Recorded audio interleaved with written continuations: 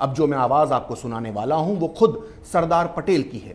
सरदार पटेल ने आजादी के 4 महीने बाद यानी 3 जनवरी 1948 को कोलकाता में एक भाषण दिया था। इस भाषण में उन्होंने खुले शब्दों में हिंदुस्तान में रह रहे मुसलमानों की देशभक्ति पर गंभीर सवाल उठाए थे। उन्होंने क्या कहा था उस भाषण में, उसे बहुत गौर से सुना जाना चाहिए।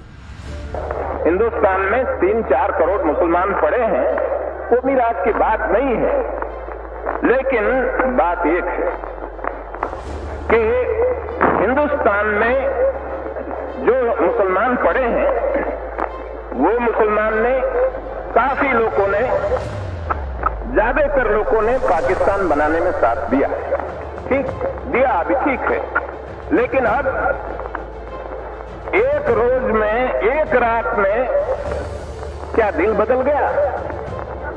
वो मुझे समझ में नहीं आता कैसा बदल गया कि एकदम कहते हैं हमको मान दो।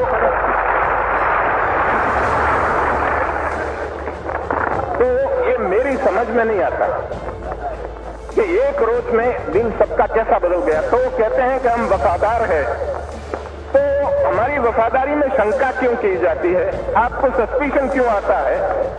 तो हम कहते हैं भाई हमको क्यों पूछते हो? आपके दिल को पूछो, भीतर पूछो, हमको मत पूछो। वो हमको पूछने की बात नहीं है।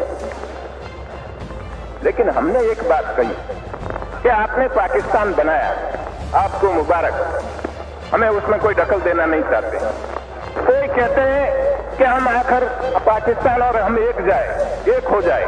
मैं कहता हूं कि मेहरबानी करके ऐसी बात न करो, वो कैसे रहने दो।